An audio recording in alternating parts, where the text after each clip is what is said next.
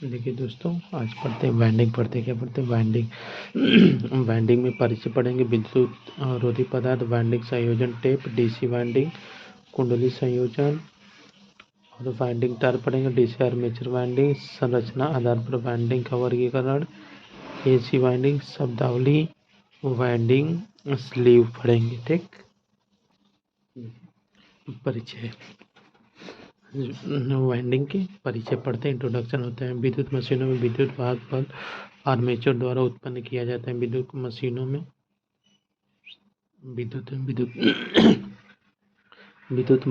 विद्युत वाहक बल आर्मेचर द्वारा उत्पन्न किया जाता है। विद्युत मशीनों में विद्युत वाहक बल आर्मेचर द्वारा उत्पन्न किया जाता है। आर्मेचर के ऊपर इंसुलेशन तारों के टर्न को कोर पर इस प्रकार व्यवस्थित किए जाते हैं कि आर्मेचर द्वारा चुंबकीय क्षेत्र को काटने पर विद्युत वाहक बल उत्पन्न होता है।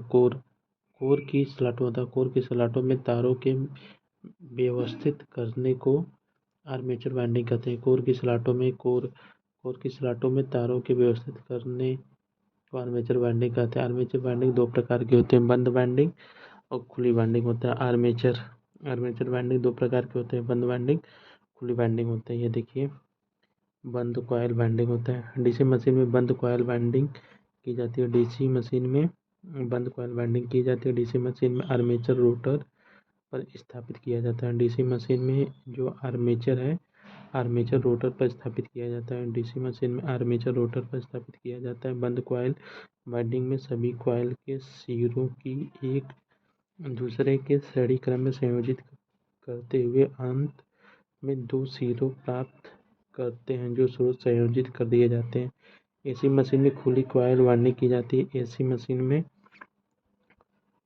में खुली कॉइल वाइंडिंग की जाती है। एसी मशीन में आर्मेचर स्टेटर पर स्थापित होता है। एसी मशीनों में आर्मेचर स्टेटर पर स्थापित होता है। एसी मशीन में आर्मेचर स्टेटर पर स्थापित होता है। एसी मशीन में खुली वाइंडिंग कॉइल वाइंडिंग की जाती है। एसी मशीन में खुली कॉइल वाइंडिंग की जाती है। एसी मशीन में आर्मेचर स्टेटर पर स्थापित किए जाते हैं। देखिए, स्टार्टिंग होता है, एंड वाइंडिंग। स्टार्टिंग एंड होता है, ओपन कॉइल वाइंडिंग होता है। खुली कॉइल में कॉइल का सिरा स्टेटर में अन्य कॉइल के साथ जोड़कर बाहर निकल जाता है, अर्थात कॉइल का प्रारंभ वाला सिरा तथा अंत वाला सिरा खुला रखा जाता है। वाइंडिंग में प्रयुक्त प्रतिरोध। वाइंडिंग में विद्युत रोधी का कार्य धात्विक कटाव व धारा लीकेज तथा आंतरिक शॉर्ट सर्किट से बचना होता है। वाइंडिंग में विद्युत रोधी का कार्य धात्विक कटाव, धारा लीकेज तथा आंतरिक शॉर्ट सर्किट से बचाव होता है। विद्युत उपकरण में प्रयुक्त विद्युत रोधक पदार्थ निम्न कारकों पर निर्भर करता है। विद्युत उपकरण में प्रयुक्त विद्युत रोधक पदार्थ निम्न कारणों पर निर्भर करता है, जैसे तापमान, विद्युत यांत्रिक प्रतिबल, कंपन, नमी, धूल, रसायन, ये सब काम करता है। इंसुलेशन का प्रत्येक वर्ग BIS 1271 से 1985 के अनुसार विभिन्न तापमान सहनशीलता अनुसार वर्गीकृत किया जाता है। वाइंडिंग में उपयोग होने वाले पदार्थ का वर्गीकरण।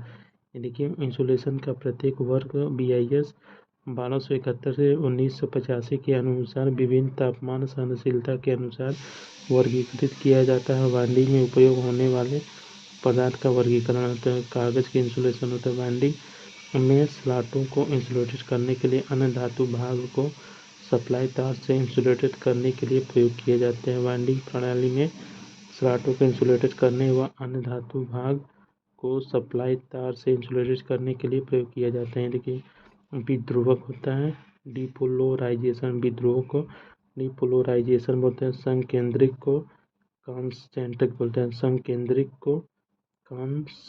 बोलते हैं। न्यूनतम को परमीबिलिटी बोलते हैं। न्यूनतम माने को परमिसिबल बोलते हैं, न्यूनतम मान को परमिसिबल बोलते हैं, संतृप्त को सिचुएशन बोलते हैं, क्रमबंधन को ग्रेडिंग बोलते हैं, क्रमबंधन को ग्रेडिंग बोलते हैं। लेदरराइट पेपर, यह विशेष प्रकार का कागज होता है जिसकी आयु पैराबैद्युत सामर्थ्य अधिक होता है। यह डार्क ग्रे व बॉटल ग्रीन रंग में उपलब्ध होता है। यह वर्ग ए इंसुलेशन के लिए उपयोग किया जाता है। प्रेस फान पेपर, फान पेपर यह बहुत उच्च प्रकार के चमकदार व प्रेस किया हुआ कागज होता है जिसकी पैराबैद्युतांक सामर्थ्य उच्च होती है। यह पीले रंग में उपलब्ध होता है। यह पीले रंग में उपलब्ध होता है। यह पीले रंग में उपलब्ध होता है। यह वर्ग ए प्रकार के इंसुलेशन कार्य में उपयोग किया जाता है। फेस फान पेपर वर्ग ए प्रकार में प्रयोग किया जाता है। ट्रिप्लेक्स पेपर होता है। ट्रीफ्लेक्स पेपर इस प्रकार के लेदरराइट पेपर के ऊपर या प्रेस फान पेपर या एंटी फिलेंटाइल पेपर के ऊपर पॉलिस्टर की पतली परत चढ़ाई जाती है जिससे नमी रोधक बन जाता है। इसका रंग प्रयोग में लाए गए पदार्थ के अनुसार भूरा, हरा, ग्रे अथवा पीला होता है। इसका रंग प्रयोग में लाए गए पदार्थ के अनुसार भूरा, हरा, ग्रे अथवा पीला होता है। ये देखिए भूरा एवं पीला होता है। इस प्रकार के पदार्थ को कुचालक श्रेणी ई में शामिल किया जाता है। ट्रिप्लेक्स पेपर पीला होता है। ट्रिप्लेक्स पेपर पीला होता है। इस प्रकार के कुछ ट्रिप्लेक्स पेपर को ई में शामिल किया गया, ई श्रेणी में शामिल किया गया। ट्रिप्लेक्स पेपर को ई श्रेणी में शामिल किया गया था। मिलीनेक्स पेपर यह दूधिया रंग का होता है। मिलीनेक्स पेपर और ट्रिप्लेक्स पेपर ये पीला ट्रिप्लेक्स पेपर इसका रंग के पदार्थ के अनुसार भूरा, हरा, ग्रे अथवा पीला हो जाए। ट्रिप्लेक्स पेपर का रंग भूरा, हरा, ग्रे, पीला होता है। ट्रिप्लेक्स पेपर का रंग भूरा, हरा, ग्रे अथवा पीला होता है। इस प्रकार के कुचाल श्रेणी ई में प्रयोग करते हैं ट्रिप्लेक्स पेपर को। मिले देखिए मिलीनेक्स पेपर यह दूधिया रंग का क्रीमित पेपर होता है। मिलीनेक्स होता है। मिलीनेक्स पेपर यह दूधिया रंग का कृत्रिम पेपर होता है। यह बहुत उच्च रोधक की श्रेणी में शामिल होता है। इसकी विद्युत एवं यांत्रिक सामर्थ्य उच्च होती है। मिलीनेक्स पेपर की इसकी विद्युत एवं यांत्रिक सामर्थ्य उच्च होती है। यह ई तथा सी इंसुलेशन कार्य में प्रयोग होता है। मिलीनेक्स पेपर या ई तथा सी वर्ग इंसुलेशन कार्य में प्रयोग में लिया जाता है। माइकोनेट पेपर होता है। माइकोनेट पेपर यह सामान्यतः सफेद होता है अतः दिखने में अभ्रक के समान होता है। माइकोनेट पेपर यह सफेद होता है। माइकोनेट पेपर यह सफेद होता है अतः दिखने में अभ्रक के समान होता है। इसे कागज तथा कपड़े को एक साथ मिलाकर बनाया जाता है। यह नरम माइका होता है। ई तथा सी वर्ग में कार्य करता है। माइकोनेट पेपर ई तथा सी वर्ग में काम करता है। माइकोनेट पेपर यह ई तथा सी इंसुलेशन में कार्य करता है। एम्पायर क्लॉथ होता है। यह संचित कपड़ा होता है और बहुत गर्म होता है। नर्म होता है। सामान्यतः काले तथा पीले रंग में उपलब्ध होता है। एम्पायर क्लॉथ ये काले तथा पीले रंग में उपलब्ध होता है। यह वर्ग ए इंसुलेशन कार्य में प्रयोग में लिया जाता है। ग्लास फाइबर क्लॉथ यह कांच की सुई से बना ग्लास फाइबर क्लॉथ यह कांच की सुई से बना कपड़ा होता है। इसका परावैद्युत सामर्थ्य उच्च होता है। यह स्वाभाविक रूप में मुलायम होता है। ई व बी इंसुलेशन वर्ग में प्रयोग लिया जाता है। ई व बी के इंसुलेशन वर्ग में प्रयोग में लिया जाता है। इनमें कुछ ब्रांड का नाम हाइपोथेरम होता है। हाइपोथेरम व नोमेक्स होता है। इसमें कुछ ब्रांड का नाम हाइपोथेरम व नोमेक्स होता है। टेरिलीन धारा, यह टेलिरीन पदार्थ से बना होता है। टेलिरीन धागा यह टेलिरीन पदार्थ से बना होता है। कॉइल के बाहर निकले भाग को बांधने के लिए प्रयोग करते हैं। टेलिरीन धागा यह टेलिरीन पदार्थ से बना होता है। कॉइल के बाहर निकले भाग को बांधने के लिए प्रयोग करते हैं टेलिरीन धागा का। हैम्प धारा होता है।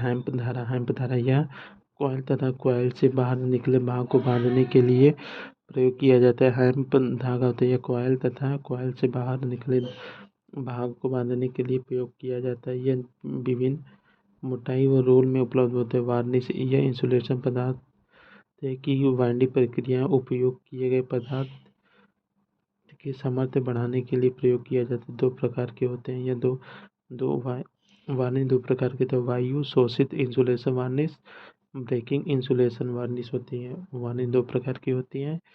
वायु शोषित insulation varnish, breaking insulation varnish होते हैं। यह वार्निश दो रंगों सुनहरा पीला काले रंग में उपलब्ध होती है। वार्निश दो रंगों सुनहरा पीला व काले में उपलब्ध होते हैं। सूती टेप होता है। इसका उपयोग सूती टेप चालकों को समूह में बांधने के लिए टेप की आवश्यकता होती है। यह सामान्यतः संचित इम्प्रेग्नेटेड नहीं होते हैं। यह सीधा क्रॉस धागों के रूप में उपलब्ध होते हैं। एम्पायर टेप यह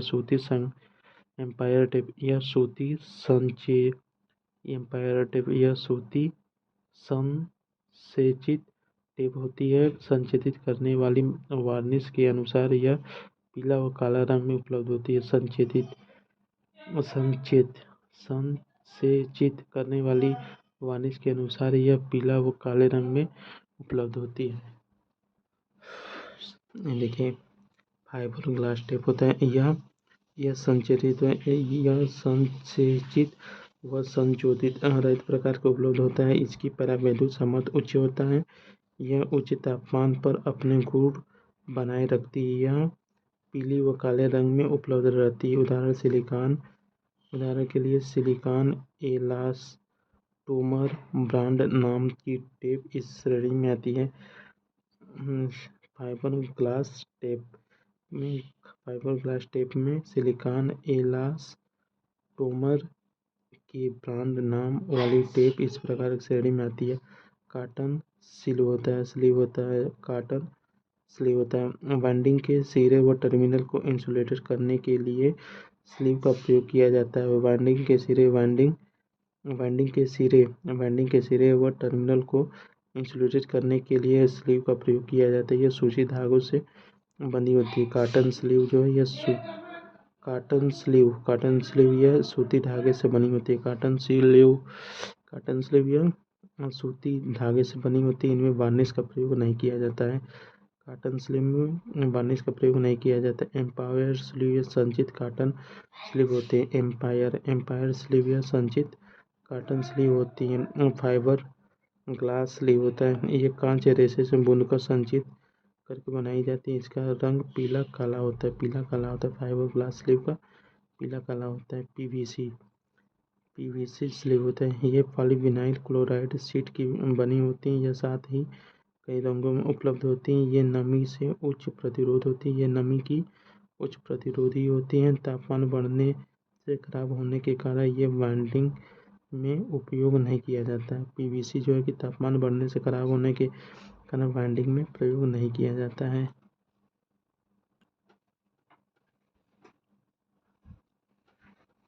देखिए वाइंडिंग तार होते हैं। वाइंडिंग वायर होता है छोटे व वाइंडिंग तारे होते हैं।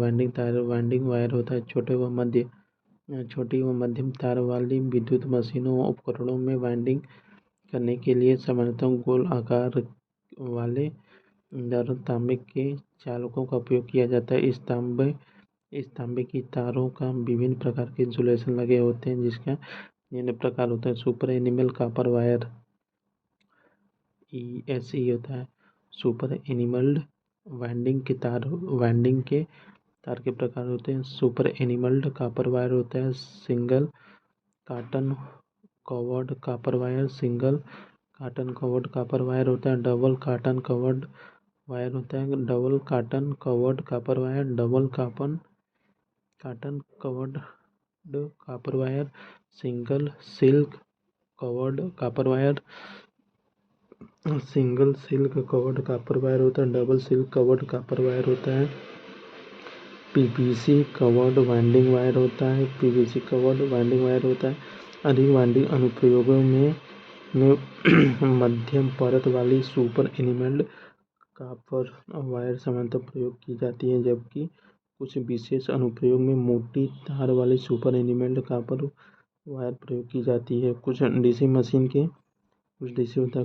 मशीन के आर्मेचर व field coil super enamelled DSC copper winding तारों से वाइंडिंग की जाती है। पीवीसी परत वाली कॉपर वाइंडिंग तारों को मुख्यतः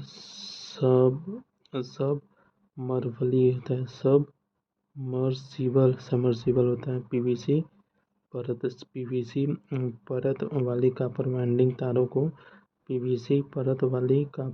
तारों को मुख्यतः सबमर्सिबल पंप वाइंडिंग में प्रयोग की जाती है। ये वाइंडिंग वायर विभिन्न होते हैं। ये वाइंडिंग वायर विभिन्न आकारों और इंसुलेशन वर्गों में उपलब्ध है। नोड तांबे की तार उपलब्ध नहीं होते। तांबे की तार उपलब्ध नहीं होने पर वाइंडिंग के लिए एल्युमिनियम की तार को प्राथमिकता दी जाती है। फील्ड कॉइल की वाइंडिंग फील्ड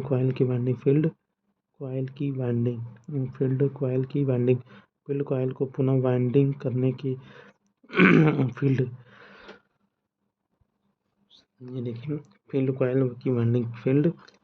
कॉइल की वाइंडिंग होता है। Field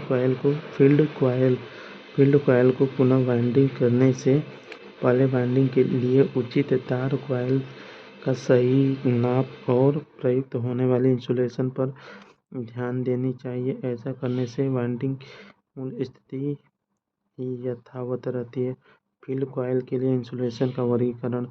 field coil frame, field पोल व पोल शू से अच्छी प्रकार की इंसुलेशन होनी चाहिए। फील्ड कॉइल के लिए इंसुलेशन का विवरण। फील्ड कॉइल के लिए इंसुलेशन का विवरण होता है। फील्ड कॉइल फ्रेम, फील्ड पोल व पोल शू से अच्छी इंसुलेशन होनी चाहिए। कॉलर होता है। फील्ड पोल के चारों ओर इंसुलेशन कॉलर होता है। फील्ड पोल के चारों ओर का इंसुलेशन कॉलर रहता है। फ्लैश कॉइल के दोनों तरफ उपयोग होने वाली इंसुलेशन दो इसे फ्रेम से व पोल शू से इंसुलेटेड करता है वह फ्लैश कहलाता है। कॉइल के दोनों तरफ उपयोग होने वाली इंसुलेशन दो इसे फ्रेम से व पोल शू से इंसुलेटेड करता है, इसे फ्लैंज कहलाता है। डीसी मशीन वाइंडिंग होता है। डीसी मशीन आर्मेचर वाइंडिंग में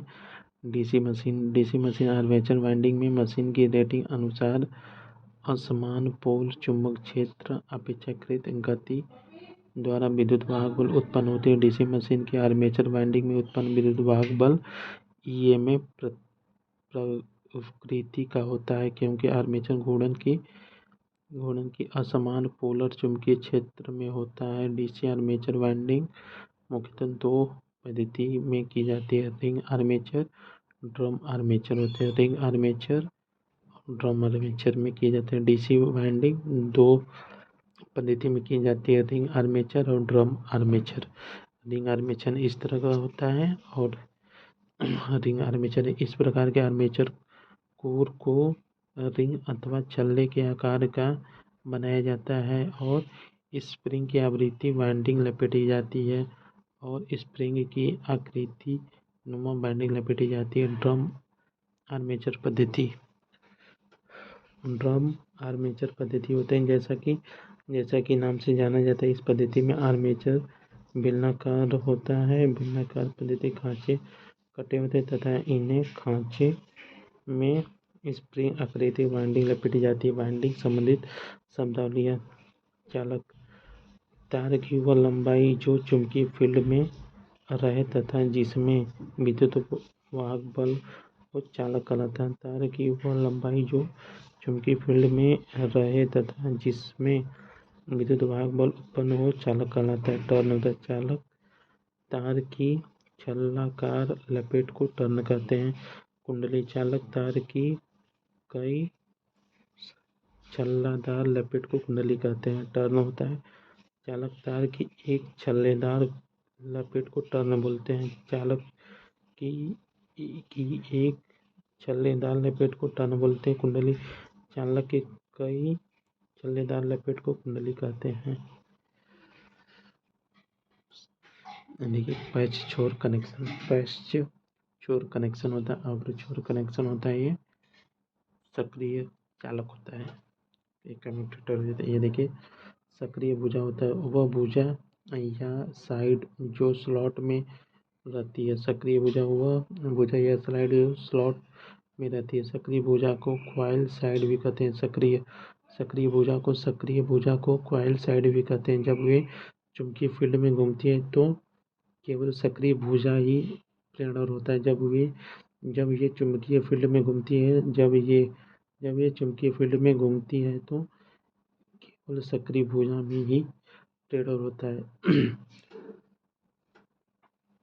देखिए अक्रियाशील भुजा कॉइल का वह भाग जो वास्तविक स्लॉट में न हो अक्रियाशील होता है। पैसिव साइड अक्रियाशील भुजा होता है। कॉइल का वह भाग जो वास्तविक स्लॉट में न हो अक्रिय भुजा होता है। अक्रिय भुजा कॉइल का वह भाग जो वास्तविक स्लॉट में न हो। अक्रिय भुजा में कोई प्रेरण नहीं होता है। अक्रियाशील भुजा में कोई प्रेरण नहीं होता है। कॉइल लीड किसी कॉइल में बाहर आने वाली सिरा कॉइल लीड कहलाती है। किसी कॉइल से बाहर आने वाली सिरा कॉइल लीड कहलाती है। किसी कॉइल से बाहर आने वाली सिरा कॉइल लीड कहलाती है। कुंडली समूह होता है। कॉइल में धारा का प्रवाह करने पर दोनों तरफ से धारा विपरीत दिशा में प्रवाहित होती है। कॉइल में धारा का प्रवाह करने पर दोनों तरफ से धारा विपरीत दिशा में प्रवाहित करती है। एक ग्रुप बनने में सामान्यतः 3 कॉइल होती हैं। कॉइल ग्रुप संख्या बराबर पेजों की संख्या बटे में पोलों की संख्या होता है। कॉइल ग्रुप संख्या बराबर पेजों की संख्या बटे में पोलों की संख्या। कॉइल ग्रुप संख्या बराबर पेजों की संख्या बटे में पोलों की संख्या होती है। कॉइल ग्रुप प्रति पोल बराबर कुल कॉइल ग्रुप बटे में कुल फेज इंटू पोल संख्या। कॉइल ग्रुप प्रति फेज प्रति पोल बराबर होता है कुल कॉइल ग्रुप बटे में कुल फेज इंटू पोल की संख्या। पोल पिच देखिए लगातार विपरीत पोल के बीच दूरी पोल पिच कहलाती है। पोल पिच आर्मेचर स्लॉट को दर्शाती है। पोल पिच आर्मेचर स्लॉट संख्या से दर्शाती है। पोल पिच आर्मेचर चालकों की संख्या आर्मेचर चालकों की संख्या प्रति पोल या आर्मेचर स्लॉट प्रति परिभाषित किया जाता है। पोल पिच आर्मेचर चालकों की संख्या प्रति पोल या आर्मेचर स्लॉट प्रति पोल से परिभाषित किया जाता है।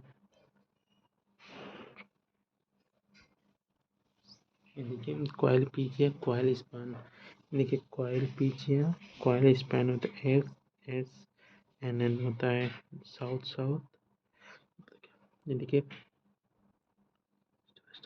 एक कॉइल की 2 सक्रिय साइड जो असमान ध्रुवों के अंतर्गत तो हो उन्हें दोनों के मध्य की दूरी कॉइल पिच या वाइंडिंग पिच या कॉइल स्पैन कहलाती है। आसान शब्दों में यह भी कहा जा सकता है कि समान कॉइल की 2 सर्किट साइड के मध्य स्लॉट संख्या कॉइल स्पैन कहलाती है। कॉइल पिच पूर्ण संख्या में होते हैं। कॉइल पिच पूर्ण संख्या में लेते हैं। यदि स्लॉट 20 है तो पोल 4 है, कॉइल संख्या ज्ञात करो 5। कम्यूटेटर पिच होते हैं। कम्यूटेटर पिच होता है एक कम्यूटेटर सेगमेंट पर कॉइल। देखिए, असमान शब्दों में यह भी कहा जा सकता है कि समान कॉइल की दो सक्रिय साइड के मध्य स्लॉट संख्या कॉइल स्पैन कहलाती हैं। देखिए, ध्यान रहे, यदि कॉइल स्पैन पोल पिच की तुल्य रहे तो वाइंडिंग फुल पिच कहलाता है। यदि कॉइल स्पान पोल पिच की तुल्य रहे तो वाइंडिंग फुल पिच कहलाती है। देखिए, कम्यूटेटर पिच होता है। कम्यूटेटर पिच को YC से दर्शाते हैं। कम्यूटेटर पिच को YC से दर्शाते हैं। पोल पिच को YP से, और कम्यूटेटर पिच को YC से दर्शाते हैं। एक कम्यूटेटर सेगमेंट पर एक कॉइल के दो सिरे को जोड़ने पर बीच की दूरी को कम्यूटेटर पिच कहलाता है। एक कम्यूटेटर सेगमेंट पर एक कॉइल के दो सिरों को जोड़ने पर बीच की दूरी को कम्यूटेटर पिच कहलाता है। बैक पिच होता है। बैक पिच को YB से दर्शाता है। कम्यूटेटर के विपरीत दिशा में किसी कॉइल के दोनों साइडों के बीच की दूरी को बैक पिच कहते हैं। कम्यूटेटर के विपरीत YB बैक पिच। कम्यूटेटर के विपरीत दिशा में कॉइल के दोनों साइडों के बीच की दूरी बैक पिच कहलाता है। कम्यूटेटर के विपरीत दिशा में कॉइलों के दोनों साइडों के बीच की दूरी को बैक पिच कहते हैं। बैक पिच का मान कॉइल साइड पोल के बराबर होता है। बैक पिच का मान कॉइल साइड प्रति पोल के मान के बराबर होता है। फ्रंट पिच ये लैप वाइंडिंग, ये है वेव वाइंडिंग। ये क्या है? लैप वाइंडिंग है, ये वेव वाइंडिंग है। देखिए, फ्रंट पिच को YF से दर्शाते हैं। देखिए, आर्मेचर के कम्यूटेटर की ओर एक कॉइल की अंतिम भुजा तथा उसके अगली कॉइल की पहली भुजा के मध्य दूरी को फ्रंट पिच कहते हैं। आर्मेचर कम्यूटेटर की ओर एक कॉइल की अंतिम भुजा आर्मेचर के कम्यूटेटर की ओर की एक कॉइल की अंतिम भुजा तथा उसके अगली कॉइल की पहली भुजा के मध्य दूरी को फ्रंट पिच कहते हैं। वाइंडिंग पिच होता है। वाइंडिंग पिच Y से दर्शाते हैं। वाइंडिंग पिच को Y से दर्शाते हैं। दो संलग्न कॉइलों की प्रथम एक्टिव साइडों के बीच की दूरी वाइंडिंग पिच कहलाती है। दो संलग्न कॉइलों की प्रथम एक्टिव साइडों के बीच की दूरी कॉइल पिच कहलाती है। औसत पिच को YA से दर्शाते हैं। वैद्युतिक अंश होता है। एक पोल युग्म में 360 डिग्री वैद्युत अंश होता है। इसका अर्थ है कि प्रत्येक पोल में 180 वैद्युत अंश है। एक पोल युग्म में 360 डिग्री वैद्युत अंश होता है। इसका अर्थ है कि प्रत्येक पोल में 180 डिग्री वैद्युत अंश होता है। मोटर में वैद्युत अंश पोल की संख्या पर निर्भर करता है। मोटर में वैद्युत अंश पोल की संख्या पर निर्भर करता है। पोल के लिए 360 डिग्री वैद्युत अंश होता है। पोल के लिए 360 डिग्री वैद्युत अंश होता है। पोल के लिए 360 वैद्युत अंश होता है। देखिए, 2 पोल के लिए 360 वैद्युत अंश होता है। 4 पोल के लिए 760 वैद्युत अंश होता है। 4 पोल के लिए 760 वैद्युत अंश होता है। 4 पोल के लिए 760 वैद्युत अंश होता है। 6 पोल के लिए 1080 वैद्युत अंश होता है। 6 पोल के लिए 1080 वैद्युत अंश होता है। खांचों के कोण को निम्न सूत्र द्वारा ज्ञात किया जाता है। स्लॉट कोण बराबर 180 इंटू पोल संख्या बटे में स्लॉट की संख्या होती है। स्लॉट कोण बराबर 180 इंटू पोल की संख्या बटे में स्लॉट की संख्या होती है। स्लॉट कोण बराबर होता है 360 इंटू पोल की संख्या बटे में स्लॉट कोण बराबर 360 इंटू पोल संख्या बटे में स्लॉटों की कुल संख्या 360 डिग्री पोल युग्म होता है। फेज विस्थापन फेज डिस्प्लेसमेंट होता है। एक फेज की वाइंडिंग के लिए स्टार्टिंग व रनिंग वाइंडिंग में 90 डिग्री वैद्युत स्थापना होनी चाहिए। एक फेज की वाइंडिंग के लिए एक फेज की वाइंडिंग के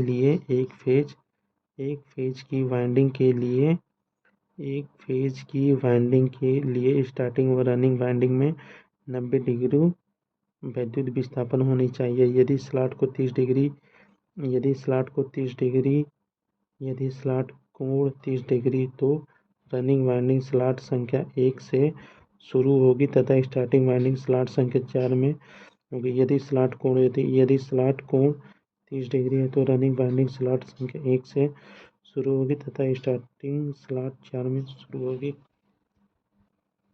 देखिए डीसी आर्मेचर वाइंडिंग के प्रकार।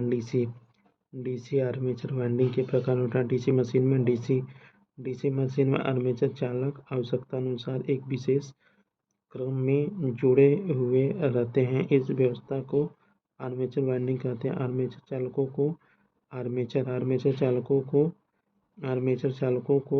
संयोजित करने के आधार पर वाइंडिंग को दो भागों में बांटा जाता है।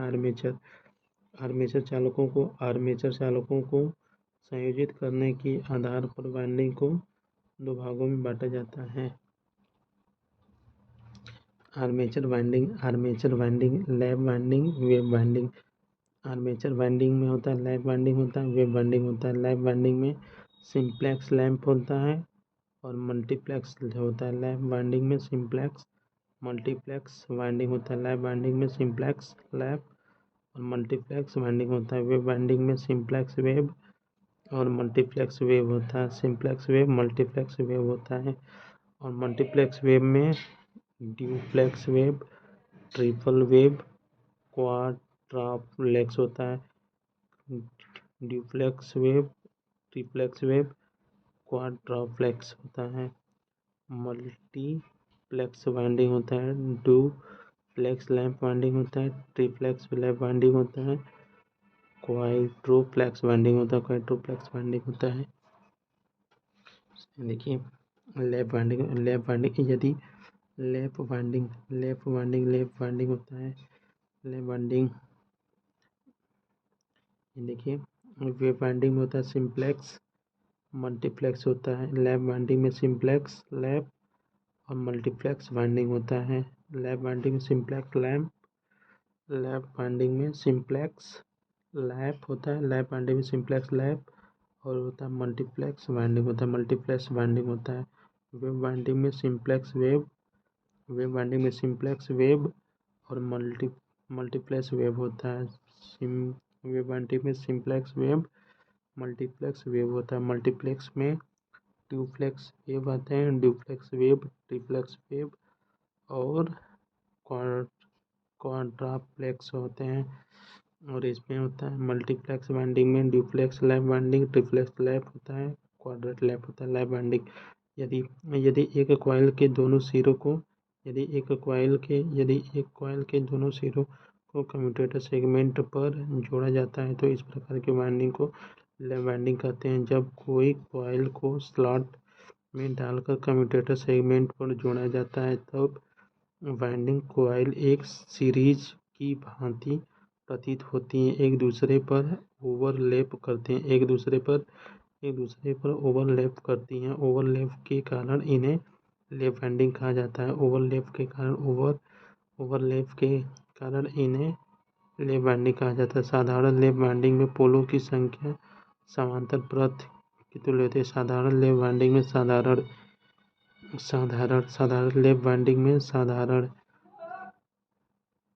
लैप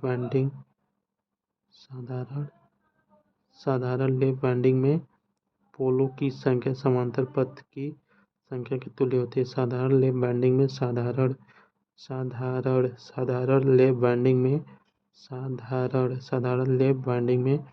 पोलों की संख्या समांतर पथ की संख्या के तुल्य होती है। साधारण होते हैं साधारण लैप वाइंडिंग में साधारण लैप वाइंडिंग में पोलों की संख्या समांतर पथ की संख्या के तुल्य होती है। सिंप्लेक्स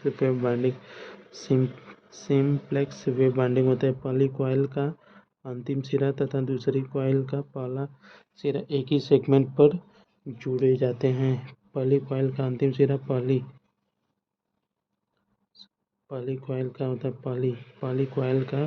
पहली कॉइल का अंतिम सिरा तथा दूसरी कॉइल का पहला सिरा एक ही सेगमेंट पर जोड़े जाते हैं। पहली सिंप्लेक्स लैप वाइंडिंग पहली कॉइल का अंतिम सिरा तथा दूसरी कॉइल का पहला सिरा एक ही सेगमेंट में जोड़े जाते हैं। यह आमतौर पर छोटे मध्यम साइज के आर्मेचर पर की जाती है। इसमें कम्यूटेटर पिच का मान 1 रखा जाता है। इसमें सिंप्लेक्स लैप वाइंडिंग में कम्यूटेटर पिच का मान 1 रखा जाता है। ये देखिए मल्टीप्लेक्स लैप वाइंडिंग होता है। मल्टीप्लेक्स वाइंडिंग में ब्रूस के बीच समांतर में 2 या 2 से अधिक अलग अलग इंसुलेटिंग वाइंडिंग होती है। मल्टीप्लेक्स वाइंडिंग में ब्रूसों के बीच समांतर में 2 या 2 से अधिक अलग अलग इंसुलेटिंग वाइंडिंग होती है। देखिए जब भी पोल की संख्या बढ़ाए बिना समांतर पथों की संख्या को बढ़ाया जाता है अथवा जाना आवश्यक हो तो साधारण लैप वाइंडिंग की अपेक्षा मल्टीप्लेक्स को प्राथमिकता दी जाती है। अतः इस प्रकार की वाइंडिंग में कॉइल संख्या स्लॉटों की संख्या की 2-3-4 गुना होती है। यह वाइंडिंग 3 प्रकार की होती है। डुप्लेक्स यह वाइंडिंग 3 प्रकार की होती है। डुप्लेक्स ट्रिप्लेक्स और यह वाइंडिंग 3 प्रकार की होती है। डुप्लेक्स ट्रिप्लेक्स और क्वाड्रप्लेक्स होते हैं। यह वाइंडिंग 3 प्रकार की होती है। डुप्लेक्स ट्रिप्लेक्स और क्वाड्रप्लेक्स होते हैं। डुप्लेक्स लैप वाइंडिंग कॉइल शुरुआत कॉइल अंत। डुप्लेक्स वाइंडिंग ये देखिए यहाँ से शुरू हो रहा है, यहाँ अंत हो रहा है, यहाँ शुरू होगा, यहाँ अंत होगा। ठीक ऐसे ऐसे चलती है। डुप्लेक्स वाइंडिंग होता है। प्रथम सेगमेंट का अंतिम सिरा डुप्लेक्स वाइंडिंग में प्रथम सेगमेंट होता है। प्रथम सेगमेंट का अंतिम सिरा तथा तीसरे सेगमेंट के पहले सिरे को सोल्डर किया जाता है। प्रथम सेगमेंट का अंतिम सिरा डुप्लेक्स वाइंडिंग होता है। प्रथम सेगमेंट का अंतिम सिरा तथा तीसरे सेगमेंट के पहले सिरे से सोल्डर किया जाता है। इस प्रकार वाइंडिंग आगे बढ़ती हुई वाइंडिंग यदि एक कॉइल के सिरे को कम्यूटेटर बार पर लगभग एक पोल पिच की दूरी पर जोड़ा जाता है तो कॉइल को वेव वाइंडिंग कहते हैं। यदि एक कॉइल के सिरे को कम्यूटेटर बार पर लगभग एक पोल पिच की दूरी पर जोड़ा जाए तो उस कॉइल को वेव वाइंडिंग कहते हैं। सिंप्लेक्स वेव वाइंडिंग होता है। सिंप्लेक्स वेव वाइंडिंग होता है। वेव वाइंडिंग यदि एक कॉइल के सिरे को कम्यूटेटर बार पर लगभग एक पोल पिच की दूरी पर जोड़ा जाए तो उस कॉइल को वेव वाइंडिंग कहते हैं। यदि एक कॉइल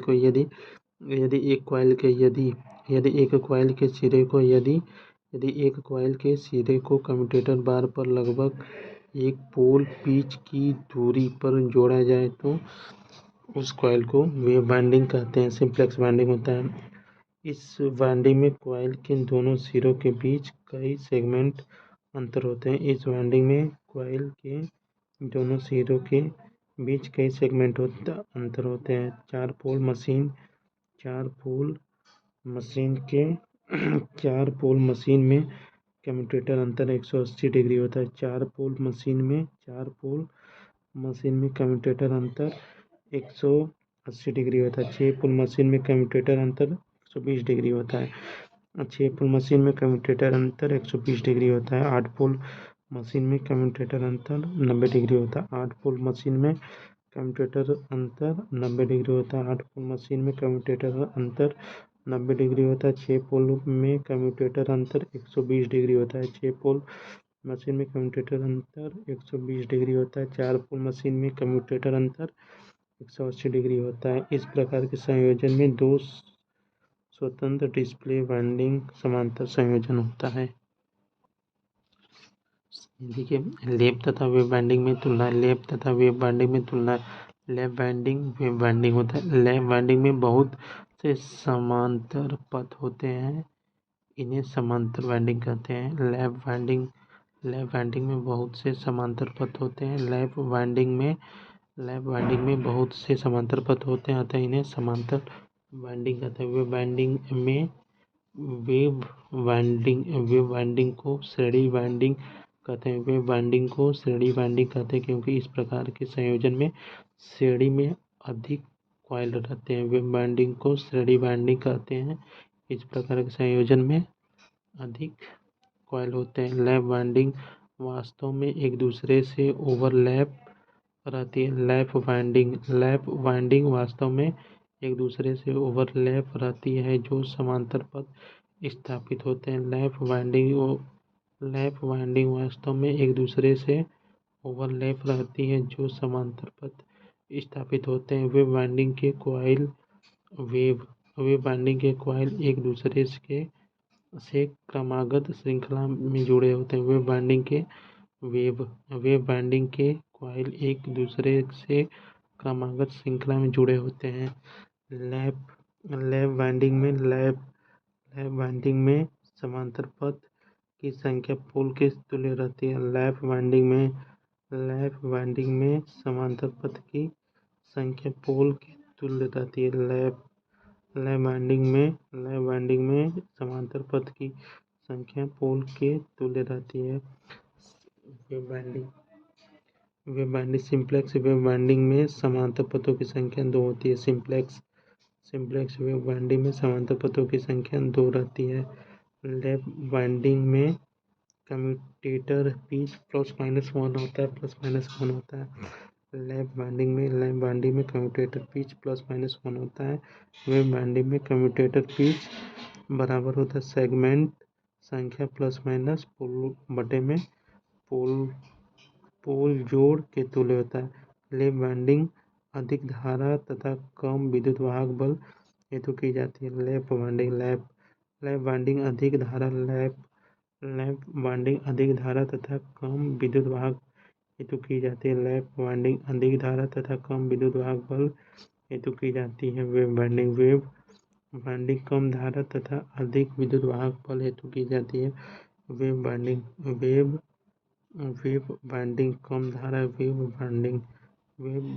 कम धारा तथा अधिक विद्युत वाहक बल हेतु की जाती है। कॉइल कनेक्शन कॉइल के सिरों को कम्यूटेटर सेगमेंट पर जोड़ने की प्रक्रिया को कॉइल सेगमेंट कहलाता है। कॉइल सेगमेंट 2 प्रकार के होते हैं, प्रोग्रेसिव कनेक्शन, रिट्रोग्रेसिव कनेक्शन होता है। प्रोग्रेसिव कनेक्शन इस प्रकार के कनेक्शन में कॉइल के सिरों को कम्यूटेटर सेगमेंट पर इस प्रकार से जोड़ा जाता है। प्रोग्रेसिव कनेक्शन इस प्रकार के कनेक्शन को कॉइल के सिरे को कम्यूटेटर सेगमेंट पर इस प्रकार से जोड़ते हैं कि उनके सिरे एक दूसरे को काटे नहीं और कम्यूटेटर साइड की ओर देखने पर वाइंडिंग घड़ी के घूमने की दिशा में आगे की ओर बढ़ती हैं। इस प्रकार के कनेक्शन को प्रोग्रेसिव कनेक्शन कहा जाता है। प्रोग्रेसिव संयोजन में फ्रंट पिच बैक पिच से कम होता है। प्रोग्रेसिव संयोजन में फ्रंट पिच बैक पिच से कम होता है।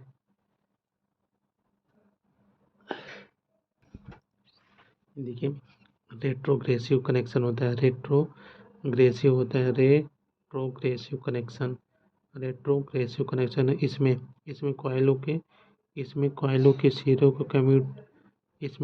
सिरे को कम्यूटेटर सेगमेंट से इस प्रकार जोड़ा जाता है कि उसके सिरे एक दूसरे को काटे और कम्यूटेटर साइड की ओर देखने पर वाइंडिंग घड़ी घूमने की विपरीत दिशा में बढ़े तो इसे रिट्रोग्रेसिव कनेक्शन कहते हैं। रिट्रोग्रेसिव संयोजन में front pitch YF back pitch YB से अधिक होता है। एसी मशीन आर्मेचर वाइंडिंग वर्गीकरण। एसी मशीन में आर्मेचर वाइंडिंग का वर्गीकरण होता है। एसी वाइंडिंग तथा एसी वाइंडिंग तथा रीवाइंडिंग करने से पहले पोलों की संख्या तथा फेजों की संख्या की जानकारी अति आवश्यक है। संयोजन के आधार पर एसी मशीन में आर्मेचर वाइंडिंग निम्न 3 प्रकार के होते हैं। एकल परत वाइंडिंग होता है। द्वितीय परत वाइंडिंग बहुपरत वाइंडिंग होता है। बहुपरत होता है। संयोजन के आधार पर एसी मशीन में आर्मेचर वाइंडिंग निम्न 3 प्रकार के होते हैं। एकल परत वाइंडिंग, द्विपरत वाइंडिंग। बहुपरत वाइंडिंग में एकल तथा द्विपरत वाइंडिंग की तुलना में नीचे सारणी दी गई है। एकल परत वाइंडिंग होता है। एकल परत वाइंडिंग, द्विपरत वाइंडिंग। एकल परत वाइंडिंग, द्विपरत वाइंडिंग होता है। प्रत्येक स्लॉट में केवल एक कॉइल का पार्श्व स्थापित होता है। प्रत्येक स्लॉट में केवल एक कॉइल का पार्श्व स्थापित होता है। द्विपरत वाइंडिंग, प्रत्येक स्लॉट में दो कॉइल साइड स्थापित होता है। प्रत्येक स्लॉट में दो कॉइल साइड स्थापित होता है। प्रत्येक स्टेटर या आर्मेचर की कॉइल संख्या बराबर स्लॉट संख्या की आधी होती है। प्रत्येक स्टेटर या आर्मेचर की कॉइल संख्या और स्लॉट संख्या की आधी होती है। प्रत्येक स्टेटर या आर्मेचर की कॉइल संख्या बराबर स्लॉट की संख्या के बराबर होती है। देखिए winding slot, top side coil, bottom side coil होती है। वाइंडिंग अर्ध बंद तथा बंद प्रकार का होता है। एकल परत वाइंडिंग ये होती है। एकल परत वाइंडिंग अर्ध बंद तथा बंद प्रकार होता है। द्विपरत वाइंडिंग कॉइल समरूप सुव्यवस्थित रहती है। देखिए बहुपरत कुंडली होते हैं। बहुपरत कुंडली होता है। कई बार 4, 6 और 8 कॉइल साइड को कई परत में एक ही स्लॉट में रखते हैं। कई बार 4, 6 और 8 कॉइल साइड को कई परत में एक ही स्लॉट में रखा जाता है। ये देखिए बहुपरत कुंडली होता है। कई बार 4, 6 और 8 कॉइल साइड को कई परत में एक ही स्लॉट में रखा जाता है। यह प्रयोजन महत्वपूर्ण है क्योंकि आर्मेचर परिधि पर अधिक खांचे काटना व्यवहारिक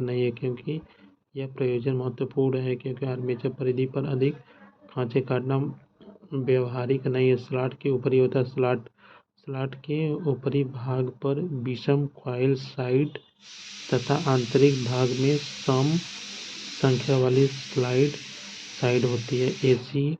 एसी वाइंडिंग शब्दावली। पूर्ण पिच वाइंडिंग में कॉइल पिच तथा पोल पिच बराबर होती है। पूर्ण पिच वाइंडिंग में कॉइल पिच तथा पोल पिच बराबर होती है। पूर्ण पिच वाइंडिंग में कॉइल पिच तथा पोल पिच बराबर होती है। कॉइल पिच बराबर पोल पिच होता है। इस प्रकार की वाइंडिंग में एसी वाइंडिंग शब्दावली। इस प्रकार की वाइंडिंग में पोल पिच संख्या 180 डिग्री इलेक्ट्रिकल डिग्री से बराबर होती है। इस प्रकार की वाइंडिंग में पोल पिच 180 डिग्री के बराबर होती है। यदि स्लॉट संख्या एस तथा पोल संख्या पी है तो पोल पिच एस बराबर पी होगा। लघु पिच वाइंडिंग होता है। लघु पिच वाइंडिंग में कॉइल पिच से 180 इलेक्ट्रिकल डिग्री कम होती है। लघु पिच वाइंडिंग में कॉइल पिच से 180 डिग्री इलेक्ट्रिक डिग्री से कम होती है। लघु पिच वाइंडिंग में कॉइल पिच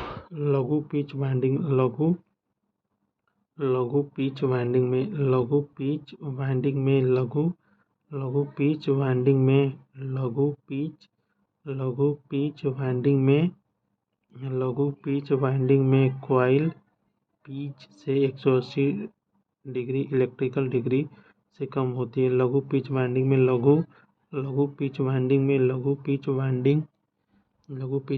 में कॉइल पिच से 180 डिग्री इलेक्ट्रिकल डिग्री से कम होती है। लघु पिच वाइंडिंग में कॉइल पिच सदैव पोल से कम होती है। लघु पिच वाइंडिंग में कॉइल पिच सदैव पोल पिच से कम होती है। लघु पिच वाइंडिंग में कॉइल पिच सदैव पोल पिच से कम होती है। पोल पिच वाइंडिंग होता है। लॉन्ग पिच वाइंडिंग में कॉइल पिच पोल पिच से 180 डिग्री इलेक्ट्रिकल डिग्री से अधिक होती है। लॉन्ग पिच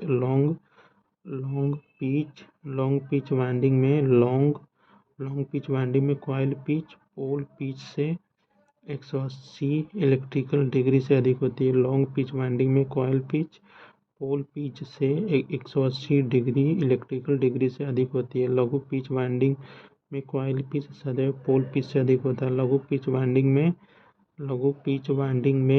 कॉइल पिच सदैव पोल पिच से अधिक होता है। लघु पिच वाइंडिंग में कॉइल पिच सदैव पोल पिच से अधिक होता है। देखिए पूर्णकीय वाइंडिंग होता है। पूर्णांकीय वाइंडिंग यदि देखिए पूर्णांकीय वाइंडिंग होता है। यदि प्रति पोल प्रति फेज स्लॉट की संख्या एक पूर्ण संख्या हो तो वाइंडिंग पूर्णांकीय वाइंडिंग कहलाती है। यदि प्रति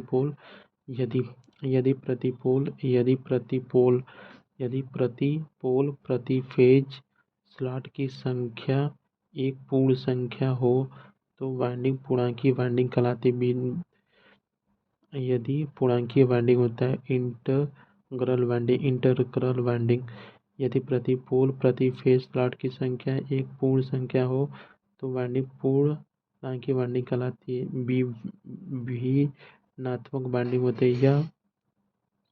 भिन्नात्मक वाइंडिंग होता है। यह ऐसी वाइंडिंग जिसमें प्रति पोल स्लॉट तथा प्रति फेज स्लॉट की संख्या भिन्नात्मक हो वह भिन्नात्मक वाइंडिंग कहलाती है। संरचना के आधार पर ऐसे वाइंडिंग के प्रकार। ये आर्मेचर वाइंडिंग को कॉइल के एंड टर्न की आवृत्ति के अनुसार भागों में बांटा जाता है। संरचना के आधार पर देखिए आर्मेचर वाइंडिंग को कॉइल के एंड टर्न की आवृत्ति के अनुसार निम्न भागों में बांटा जाता है। बास्केट वाइंडिंग यह है। इस तरह की वाइंडिंग तब पूर्ण होती है जब इसकी वाइंडिंग की आवृत्ति बॉक्स की पत्तियों से बनी टोकरी के समान होती है। यह वाइंडिंग सिंगल डबल लेयर दो प्रकार की होती है। इस प्रकार का संयोजन 3 कला मोटर में किया जाता है। बास्केट वाइंडिंग 3 कला मोटर में प्रयोग करते हैं। 3 कला मोटर में प्रयोग करते हैं। कॉन्सेंट्रिक वाइंडिंग होता है। इसमें कॉन्सेंट्रिक वाइंडिंग है। इसमें प्रत्येक कॉइल का केंद्र समान रहता है। इसमें प्रत्येक ग्रुप में कॉइल की पिच समान नहीं रहती है। एक है स्केइन वाइंडिंग। ये देखिए इस वाइंडिंग में उचित लंबाई की कॉइल तैयार की जाती है तथा इसके बाद स्लॉट में डालते हैं। इसमें स्केइन वाइंडिंग होता है। इस वाइंडिंग में उचित लंबाई की कॉइल तैयार की जाती है और उसके बाद स्लॉट में डालते हैं। एक है clap loop non overlap winding होता है। CLAT loop non overlap winding होता है। वाइंडिंग में कॉइल आपस में एक दूसरे से ओवरलैप नहीं रहती हैं। वाइंडिंग में कॉइल आपस में एक दूसरे से ओवरलैप नहीं रहती हैं। चेन वाइंडिंग होता है। वाइंडिंग में भिन्न भिन्न पिचों की कॉइल में प्रति पोल प्रति फेज की संख्या एक से अधिक होती है तथा कॉइल परस्पर चेन के रूप में व्यवस्थित रहती हैं। स्क्यू वाइंडिंग होता है। स्क्यू वाइंडिंग इस वाइंडिंग में कॉइल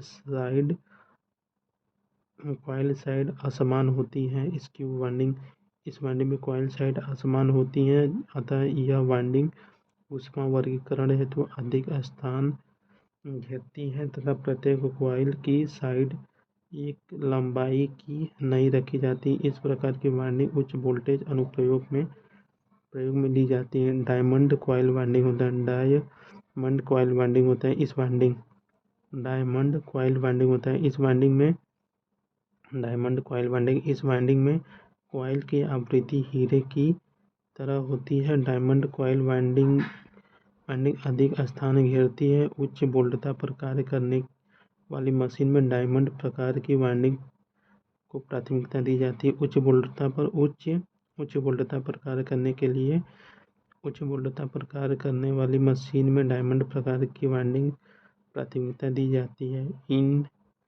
इनवोल्यूट वाइंडिंग होता है। Involute coil winding involute coil winding होता है।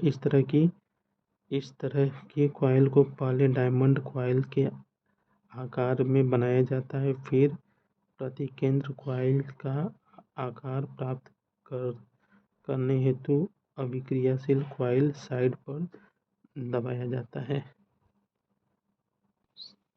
ये देखिए वाइंडिंग परीक्षण विधियाँ। तो मोटर की रिवाइंडिंग होने के बाद वाइंडिंग में निम्न परीक्षण किया जाता है। नियंत्रण परीक्षण, प्रतिरोध परीक्षण। नियंत्रण परीक्षण प्रतिरोध परीक्षण होता है। लघु परिपथ परीक्षण, लघु परिपथ परीक्षण। प्रति ग्राउंड परीक्षण होता है। इंसुलेशन प्रतिरोध परीक्षण, इंसुलेशन प्रतिरोध परीक्षण। पोलरता परीक्षण होता है, पोलरता परीक्षण। असंतुलित धारा परीक्षण होता है, असंतुलित धारा परीक्षण होता है। शून्य लोड परीक्षण होता है।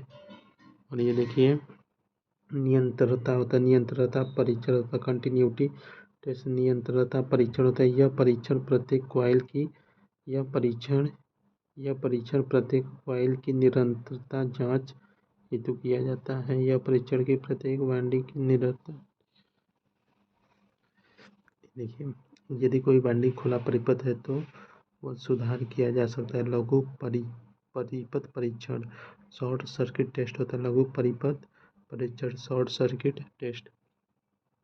इसमें ग्राउंड परिपथ भी कहते हैं। लघु परिपथ परीक्षण को इसे ग्राउंड परीक्षण भी कहते हैं। जब दो या दो से अधिक टर्न वैद्युत रूप से एक दूसरे को स्पर्श करते हैं तो वाइंडिंग लघु पतित हो जाती है। इसमें मशीन के परिचालन के समय अधिक ऊष्मा उत्पन्न होती है। लघु परिपथ परीक्षण को निम्न अन्य नामों से जाना जाता है। लघु परिपथ परीक्षण को निम्न अन्य नामों से जाना जाता है। आंतरिक ग्राउंड विधि होता है। आंतरिक ग्राउंड विधि होता है। वोल्टेज ड्रॉप विधि होता है। आंतरिक ग्राउंड विधि होता है। वोल्टेज ड्रॉप विधि होता है। ओम मीटर विधि होता है। इंसुलेशन प्रतिरोध परीक्षण, इंसुलेशन प्रतिरोध परीक्षण, इंसुलेशन रेजिस्टेंस टेस्ट होता है। भूसंपर्क वाइंडिंग के कारण फ्यूज पिघल जाता है। भूसंपर्क वाइंडिंग के कारण फ्यूज पिघल जाता है या इसमें वाइंडिंग धुआं दे सकता है। इंसुलेशन जांच आवश्यक है। मेगर दौरान जांच संभव है। पोलरता परीक्षण, पोलरिटी टेस्ट होता है। वाइंडिंग पोलरता परीक्षण होता है। वाइंडिंग में सही कॉइल समूह संयोजन सही पोलरता को सुनिश्चित करती है। वाइंडिंग में सही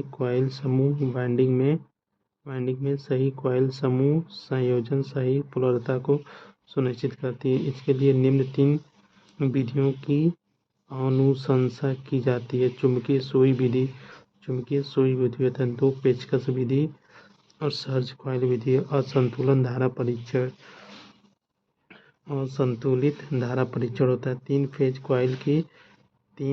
कॉइल की स्थिति में स्टेटर को 3 फेज ऑटो परिणामित्र से कम वोल्टता दी जाती है ताकि पूर्ण लोड पर धारा प्रवाहित हो सके। इस परीक्षण में सभी 3 फेज की मापी धारा समान होनी चाहिए। वाइंडिंग अच्छी होने पर ±3% प्रयोजित होता है। वाइंडिंग अच्छी होने पर ±3% धारा परिवर्तित होता है। इस परीक्षण में असंतुलित परीक्षण। इस परीक्षण में सभी 3 फेज मापी धारा समान होनी चाहिए।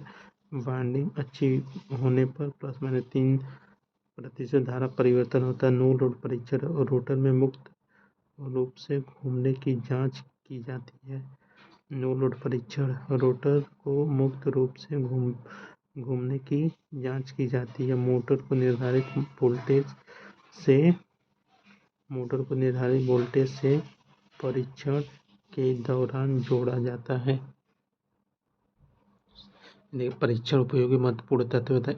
एक कंडक्टर होता है, एक कंडक्टर जिसमें श्रृंखला में कई टर्न जुड़ी होती हैं उसे कुंडली कहते हैं। कुंडली का वो हिस्सा जो एक स्लॉट में रहता है उसे कॉइल साउंड कहते हैं। कुंडली का वो हिस्सा जो एक स्लॉट में रहता है उसे कॉइल साउंड कहते हैं। एक कॉइल से बाहर आने वाली सिरा को कॉइल लीड्स कहा जाता है। एक कॉइल से बाहर आने वाली सिरा को कॉइल लीड्स कहा जाता है। वार्निश की परत चढ़े तांबे के तार को इंसुलेटेड तार कहा जाता है। आर्मेचर वाइंडिंग में लोड धारा होती है। आर्मेचर वाइंडिंग में लोड धारा होती है जो शुरुआती बलागुण प्रदान करती है। आर्मेचर वाइंडिंग में लोड धारा होती है जो शुरुआती बलागुण प्रदान करती है। देखिए कुंडली भुजा होता है। कुंडली भुजा घुमावदार तत्व की संख्या कुंडली संख्या से दोगुनी होती है। कुंडली भुजा घुमावदार तत्व की संख्या कुंडली भुजा की दोगुनी होती है। यदि अल्टरनेटर वाइंडिंग 5/6 का एक फ्रैक्शन पिच है तो कॉइल स्पान 150 डिग्री होगा। यदि अल्टरनेटिंग वाइंडिंग 5/6 का फ्रैक्शन पिच है तो कॉइल स्पान 150 डिग्री होगा। पिच अंतराल प्रति पोल आर्मेचर संख्या के परिभाषित है। पिच अंतराल प्रति पोल आर्मेचर खांचों की पिच अंतराल प्रति पोल आर्मेचर खांचों की संख्या से परिभाषित है। मशीन के दो मध्यवर्ती ध्रुवों के केंद्रों की बीच की दूरी ध्रुव पिच कहलाती है। तरंग कुंडली में रिजल्टेंट परिणामी पिच YR बराबर YB प्लस Y होता है। भंवर धारा एडी करंट की कमी वाइंडिंग में हीटिंग नुकसान होती है। भंवर धारा एडी करंट की एक कमी वाइंडिंग में हीटिंग से नुकसान होती है। टेस्ला कुंडली का एक उच्च आवृत्ति रेजोनेंट ट्रांसफार्मर टेस्ला कुंडली एक उच्च आवृत्ति रेजोनेंट ट्रांसफार्मर है। एक सिंप्लेक्स लैप कुंडली के लिए कम्यूटेटर पिच ±1। इसके अतिरिक्त डुप्लेक्स लैप के लिए कम्यूटेटर पिच ±2 होती है। एक सिंप्लेक्स लैप कुंडली के लिए कम्यूटेटर पिच ±1। इसके अतिरिक्त डुप्लेक्स लैप वाइंडिंग के लिए डुप्लेक्स के लिए ±2 होती है। लैप वाइंडिंग में ब्रूसों की संख्या सदैव ध्रुवों के बराबर होती है। लैप वाइंडिंग में ब्रूसों की संख्या सदैव ध्रुवों के बराबर होती है। आइए दोस्तों मल्टीपल चॉइस क्वेश्चन देख लेते हैं। देखिए बहुविकल्पीय प्रश्न देखते हैं। किसी कुंडली का वो हिस्सा जो एक स्लॉट में रहता है उसे कुंडली साइड कहते हैं।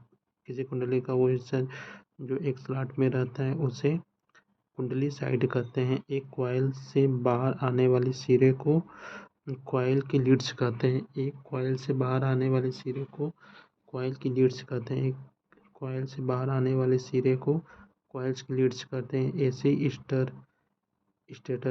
एसी स्टेटर की वाइंडिंग एवं रीवाइंडिंग करने से पहले क्या जानकारी होनी चाहिए? पोल की संख्या एवं पेज संयोजन। पोल की संख्या एवं पेज संयोजन होते हैं। एसी स्टेटर होते हैं। एसी स्टेटर की वाइंडिंग एवं रीवाइंडिंग करने से पहले क्या जानकारी होना चाहिए? पोल की संख्या एवं पोलों की संख्या एवं फेज संयोजन होता है। एक 60 पिच कॉइल के लिए पिच फैक्टर 1 से कम होता है। एक 60 पिच कॉइल के लिए पिच फैक्टर 1 से कम होता है। देखिए, एक कॉइल स्पेन में 2 चालक होते हैं। एक कॉइल स्पेन में 2 चालक होते हैं जो एक दूसरे से एक ध्रुव अंतराल पूंछ द्वारा अलग होते हैं। ये श्रृंखला क्रम से जुड़े होते हैं। एक टोस्टर में हीटिंग तत्व नाइक्रोम तार से बना होता है। देखिए, वाइंडिंग में अंतराल कारक पोल अंतराल होता है। वाइंडिंग में अंतराल कारक वाइंडिंग अंतराल प्रति पोल अंतराल के अनुपात में होता है। पश्च अंतराल बैक पिच शब्द आमतौर पर डीसी वाइंडिंग में होता है। पश्च अंतराल यानी बैक पिच शब्द आमतौर पर डीसी आर्मेचर में होता है। पूर्ण अंतराल वाइंडिंग में कुंडली अंतराल बराबर पोल अंतराल होता है। पूर्ण अंतराल वाइंडिंग में कुंडली अंतराल बराबर पोल अंतराल होता है। दो क्रमागत फेरों के बीच की दूरी को क्या कहते हैं? कुंडली अंतराल। दो क्रमागत फेरों के बीच की दूरी को क्या कहा जाता है? कुंडली अंतराल। विद्युत कक्ष होता है। विद्युत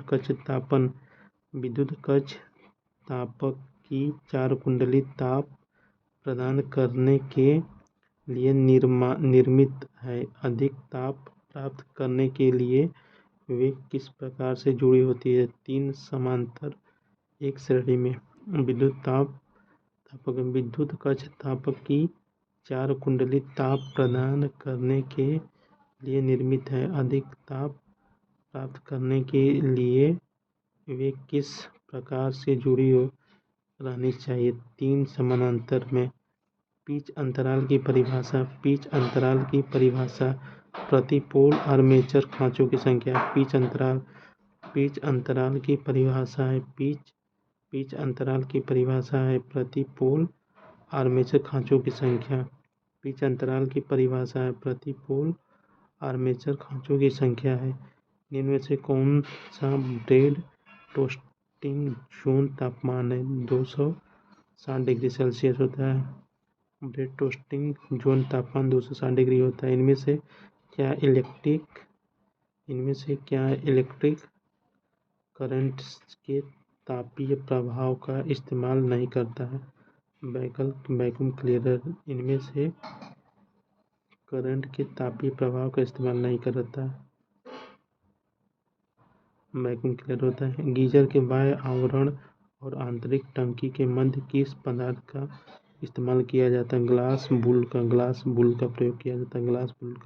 गीजर के बाह्य आवरण और आंतरिक टंकी के मध्य किस पदार्थ का इस्तेमाल किया जाता है? ग्लास वूल का।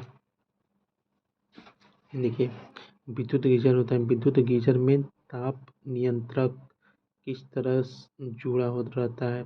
तापन अवयव के श्रेणी में होता है। विद्युत गीजर में ताप नियंत्रक किस तरह जुड़ा होता है? तापक अवयव के श्रेणी में। एक गीजर में थर्मोस्टेट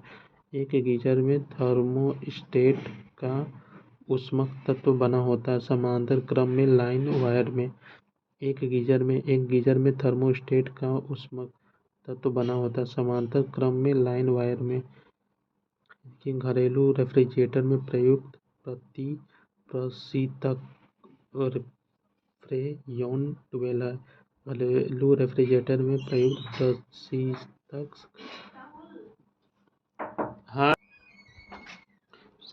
घरेलू रेफ्रिजरेटर में प्रयुक्त प्रशीतक फ्रेयन 12 है। एक प्रशीतक प्रणाली में एक्सपेंशन वाल्व के कारण दबाव को नियंत्रित करने के लिए, तापमान को नियंत्रित करने के लिए, प्रशीतक के प्रवाह को नियंत्रित करने के लिए, दबाव को नियंत्रित करने के लिए, तापमान को नियंत्रित करने के लिए प्रशीतक के प्रवाह को नियंत्रित करने के लिए होता है। घरेलू रेफ्रिजरेटर में सबसे ठंडा भाग वाष्पीकारक होता है।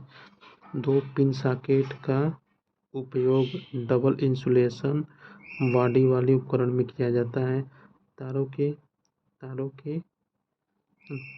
के धातु नाली प्रणाली में जहां जिग-जैग प्रक्षेपण है वहां केबल का उपयोग करके चलाया जा सकता है। धातु चलित नाली का लेकिन घर निर्माण कार्य शुरू करने और निर्माण के साथ साथ क्रियान्वयन करने से पहले एकमात्र वायरिंग की योजना अच्छी तरह से बनाई जाती है।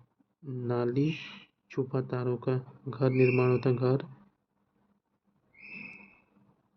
घर निर्माण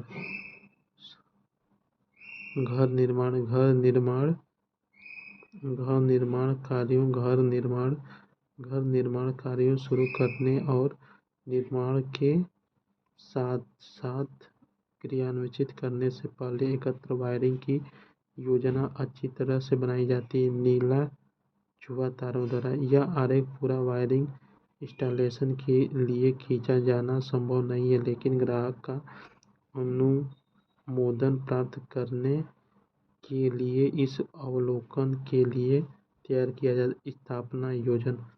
स्थापना योजना BIS नियमों की परिवेश तापमान के लिए केबलों की वर्तमान क्षमता निर्दिष्ट की जाती है। परिवेशन का तापमान 40 डिग्री होती है। 40 डिग्री और BIS के नियमों के अनुसार परिवेशन के तापमान के लिए केबल की वर्तमान क्षमता निर्दिष्ट की जाती है। परिवेशन का तापमान 40 डिग्री सेल्सियस होता है। धन्यवाद दोस्तों, मिलते हैं नेक्स्ट वीडियो। तब तक के लिए जय हिंद, जय भारत, भारत माता की जय।